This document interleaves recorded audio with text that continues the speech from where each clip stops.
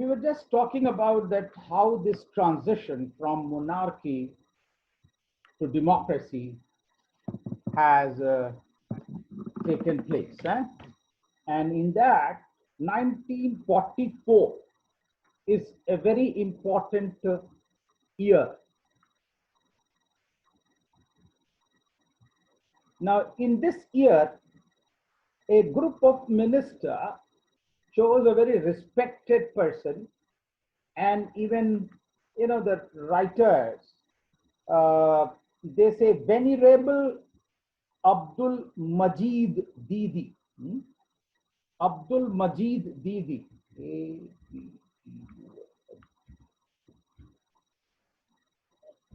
Majid.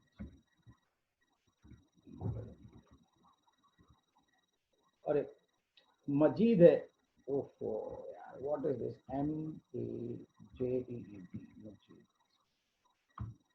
Majed Majid don't write Jeed, it is Majid, Abdul Majid Didi. He is considered to be father of the nation. Abdul Majid Didi is considered to be father of nation. He was made a sultan. And, he was a very progressive sultan, and he wanted to transform Maldives into a republic. And therefore, what happened that he chose a prime minister. And prime minister was a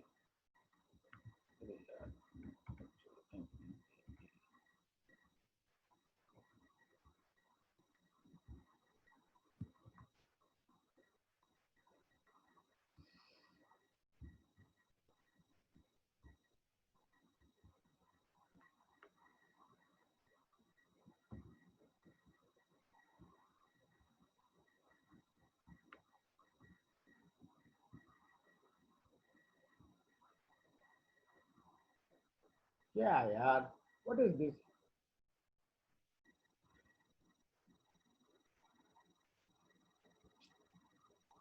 So this Muhammad Amin Didi, Muhammad Amin Didi became the prime minister. And you know that he was elected later on.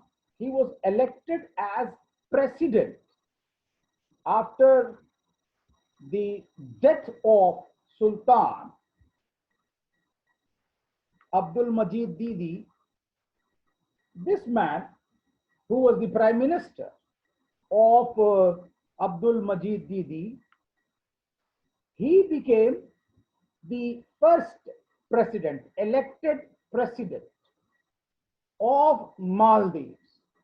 And you will not believe, he got 98% of the votes of the people. Can you imagine? But his prime ministership, his presidentship, which is considered to be the first republic from January 1, 1953 to August 1953. That was for 8 months. This was the first republic presidential election or republic government which was there. He was also responsible for making the first political party. He made a political party, and this was considered the first political party. Now, even today, if you go in many villages, it is said, in many villages, his pictures hang, just like in India, if you go, you will find Mahatma Gandhi's photograph in many of the places.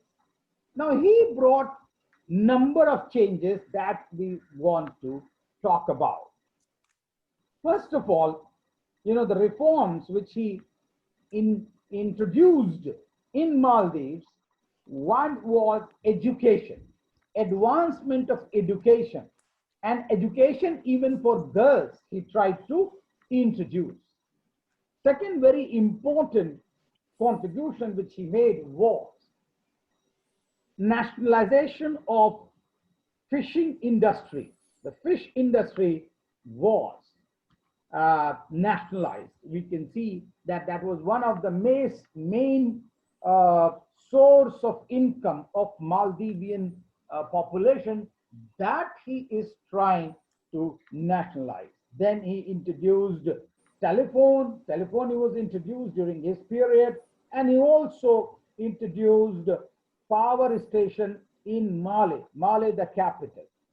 And then he started actually raising trees throughout the island and also. But I don't know actually that why it is said that many people say that he became autocratic in between, and especially Meloni writes that he became autocratic, and therefore people also threw him out. So within 8 months, people got angry, and after that, again, Sultanate came back in 1953. So for 800 years, there was Sultanate. For 8 months, there was Republic. Can you imagine during this period? And after that, we see that in 1965, gradually a democracy started. So we want to now go into detail that how after 1965, how this whole movement of Maldives started.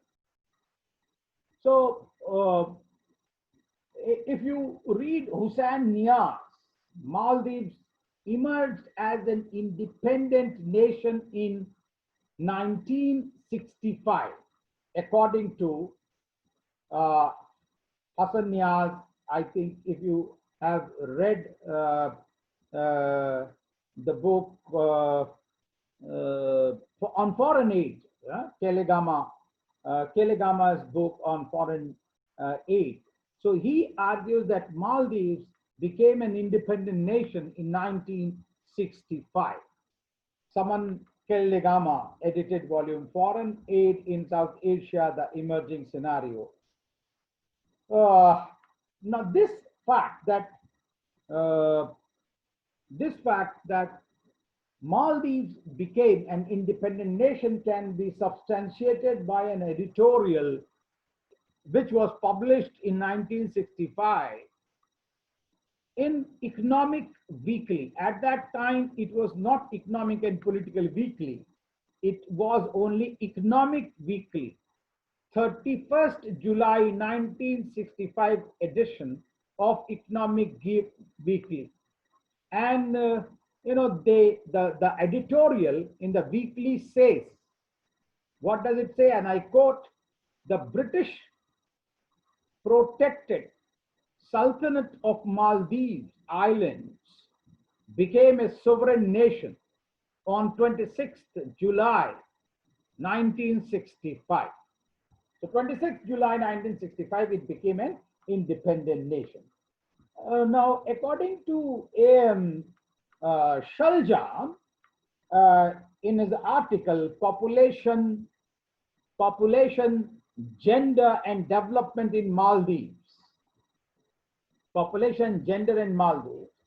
According to Shaljan, Maldives was a British protectorate from 1887 to 1965, that is 78 years.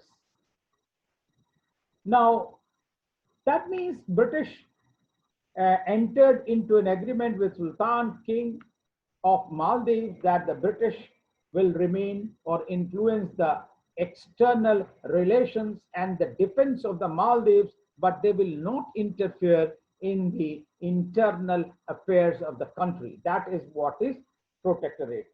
Now the moot question is that why at all British were interested in Maldives? Why? Because they had India, They were already in Sri Lanka, but why they want a island which is so scattered, 1192 island, why they want it?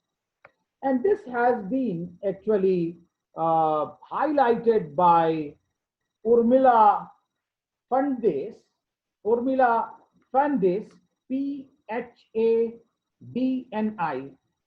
Pandis, and Ila Dutt.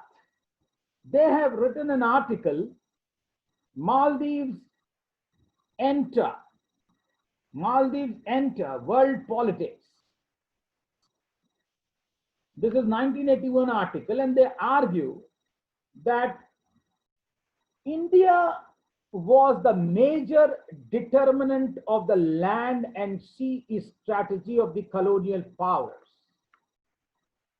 particularly in the Indian Ocean. If you see, India was the great concern, and they have to, protect any aggression in the 20th century. They have to. So safeguarding the routes to India, their routes to India, you need a safe zone, and safe zone can only with their power. So therefore, they said that if we want a safe route, sea route from Europe to India, then we need actually this power to of external affairs as well as force to be used externally. This power should be resting with the British, and therefore British was interested in Maldives and made it a protectorate for 78 long years, and ultimately withdrew Maldives in 1965. Now, the Economic Weekly, the 1965 edition, also says in its editorial that this island achieved independence at a price of allowing the continuance of British base in the island. That was a Ghan. This area is Ghan. In the Ghan area, and in the Ghan area, there was a British base till 1986. And it is also significant to note that Sultan of the Maldives, especially Muhammad Farid Didi, DIDI, had demanded independence, somewhere in 1958, but he was not given the independence. Now, in that context, we have to see that when the Maldives Sultan, they were asking for this freedom or independence, British put a condition, and that condition was that they should be allowed to re-establish an airfield in Ghan. And this was during the World War II that they had established a airfield. And this airfield was there till since World War II. But when the kings asked that you should vacate that, the British did not do. Rather, British instigated a revolt in that Ghan area against the king. And there was a division. In fact, Sultan accused for instigating a revolt in the southern Maldives, and he said, he put an allegation because the British wanted that area and therefore they have investigated. But ultimately, the nationalist sentiments started rising, and therefore a negotiation took place between British and the Sultan, and ultimately Maldives got an independence. Further, we have to look into that, though Maldives got independence in 1965, when did it become a republic? And according to Shaljan and EPW and number of articles, it became republic on November 11, 1968. 1968, it became a republic. And the same year, it joined an international family and became part of United Nations. In 1968, it became part of United Nations. That means monarchy was abolished finally after the national referendum of the people held. So we can see that monarchy was abolished in Maldives by a referendum, and referendum took place in 15 March 1968 with overwhelming 81.23% of the population voted in favor of abolishing monarchy and establishing republic with directly elected presidency. So presidential form of the government and democracy is republic is in its place. 5-year term for the Majlis. Majlis is the legislature, parliament. Now, who was the first president? And actually, from there, if we see that how democracy has come to stay in Maldives. The first elections were held, and Ibrahim Nasir, Ibrahim Nasir, N-A-S-I-R, Nasir, Ibrahim Nasir became the first president in the post-Sultanate period, and he was there for 10 long years, from 1968 to 1978, and decided to retire after 2 terms in 1978. Ibrahim Nasir was a moderate, of course, politician and easily led. But after that, the longest ever serving president in Asia was Mamun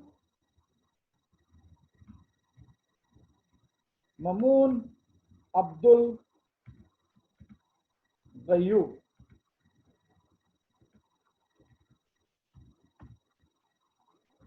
So he is said to be the longest serving president of not only Maldives but for Asia, and he remained president for 6 terms from 1978 to 2008. That means he remained president for 30 years, the longest serving president of Maldives and South Asia both.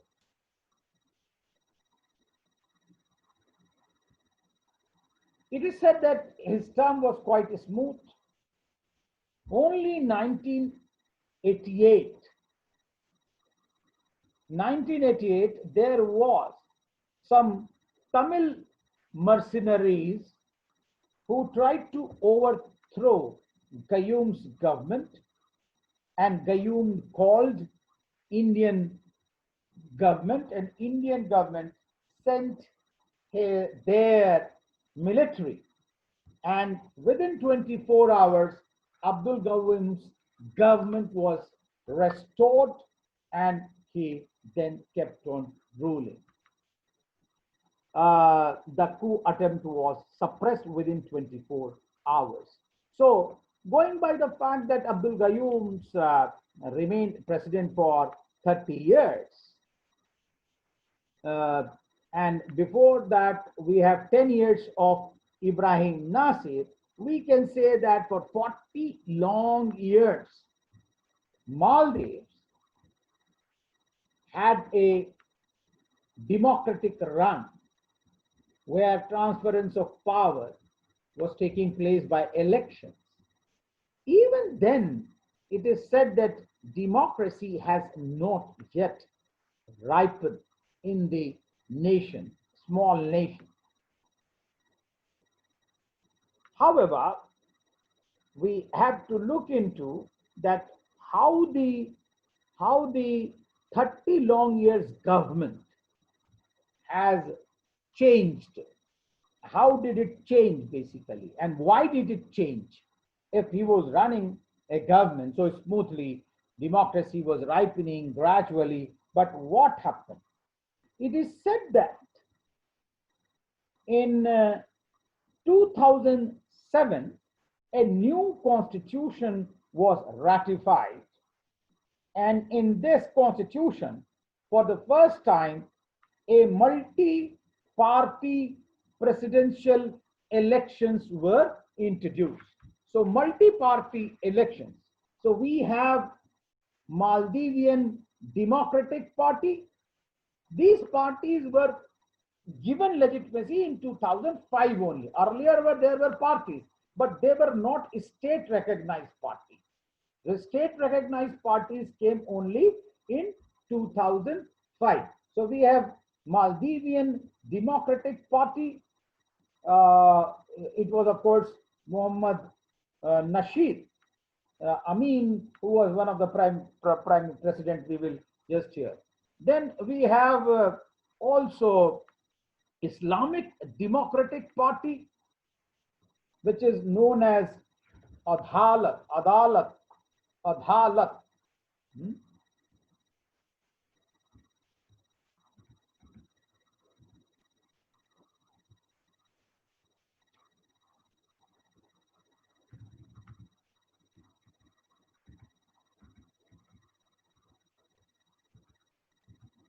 Adalat. Adalat Party. And then we also have Dhivi, Dhivehi,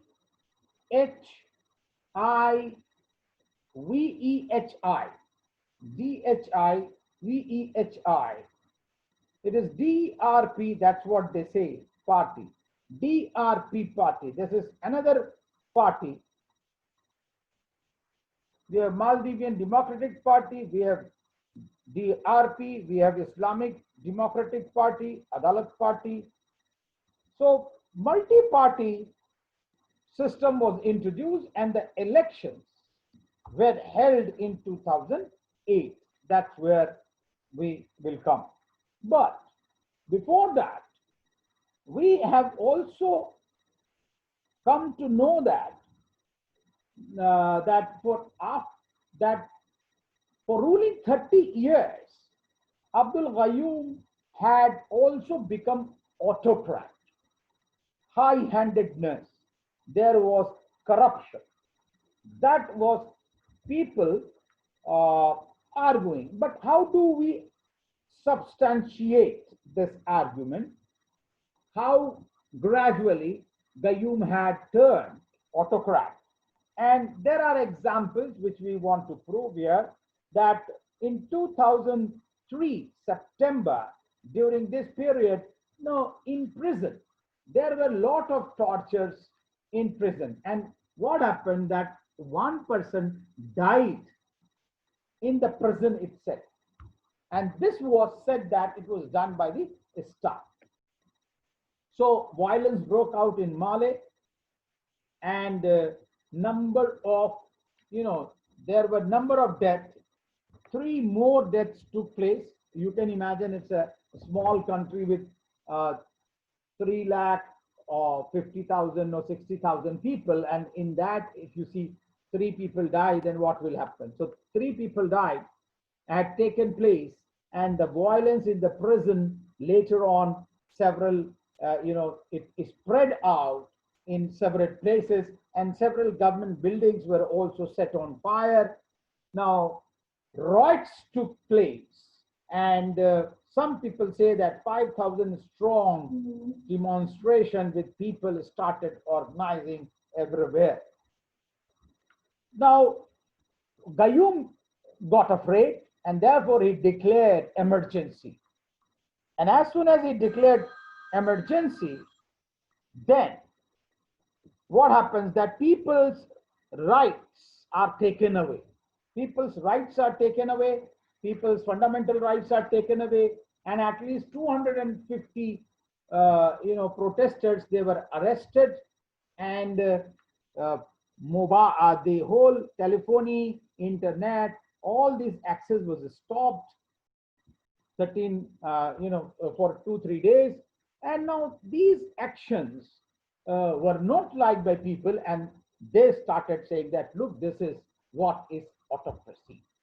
So a very smooth sailing for 30 years of democracy was given a bad name just because of emergency. Now, in 2008, elections were held. For the first time, multi-party elections were held. And in this multi-party system, Mohammad Nasheed defeated Gayoom, and after 30 years, Gayoom could get only 46% of the vote as compared to Nasheed, and Nasheed got 54%. So another aspect of this election was that the elections were monitored by diplomatic mission of United Nations, and there was also NGO transparency of Maldives, which were basically trying to bring it. So Nasheed became a very, very important leader of Maldives, and he started on economic reforms. After he became president, he brought a lot of economic reforms. Mohammad Amin Nasheed introduced lots of serious economic changes. First, he introduced new economic policy which expanded from negative growth to positive growth. And it is said that he achieved 9% of the growth. And therefore, what happened very soon, within a few years, the Maldives HDI changed from low-income group country to middle-level income country. And he also introduced a universal health care system. He introduced pension for the elderly. It was established. Nation's first university was established during his period in 2008. He also checked the problem of drug addiction among the youth. Now, if the first president in 1953, the first President Didi, he was a Unani practitioner, and therefore he had actually stopped tobacco smoking at that time, 1953, which was not like people were here. Actually, again, the new president was trying to have a drug addiction program to stop youth to take drugs. So how did he do that? Drug addiction program, because youth problem is one of the major problems faced by the Maldivians, and he started prevention of the drug addiction by education, and introduced also treatment of the drug addicts. So education and rehabilitation of the drug addicts, that became a very important. As far as economic transformation, within 1 year of coming to the power, Nasheed government started recovering 400 million, which were misappropriated by various officials. So he started recovering, and this was not liked by people, of course. He also brought land reforms. All the, you know, the land, especially national, say, national land reforms he carried on. Also, National Defense Force arrested Chief Justice. Now, Chief Justice was said very biased, and he always sided with the people of the old regime. Whenever the case came, he sided with the people of the old regime, and therefore he was biased, and he was basically captured. Now, once this happened, the Islamist party, the Adalat party, started protesting. And there were a number of protests with 100 to 500 people, which is considered to be a big number as far as the number of the Maldivian society goes. Now, to support Nasheed, the MDP party, Maldivian Democratic Party, also started simultaneously protests to support the president. But what happened that all of a sudden Maldives security forces joined the opposition. And in February 2012, the President Maldives transferred power to Vice President. The protesters were asking that give up power, so he gave power to the Vice President. Now, this looked a very, very legitimate exercise in which a president was stepping down and giving his powers to his deputy vice president. But within weeks, it became clear that it was a bloodless coup, and coup was assured by the vice president, who proclaimed itself. So after this, when Nasheed was ousted as president, that demonstrations were there, wide dispersed demonstrations were there. British Commonwealth of Nations asked the president and the vice president, both Nasheed and Wahid. Wahid was the president at that time. Nasheed was ousted president. So they both have to come on table, and then they have to have a democratic election. So Wahid said that he can have an election only in 2013. And in July 2013, you can have election. But he could not have in July, but he had the elections in 2013 November. In November, what happened that the elections were held, and a new president, Abdullah Yameen,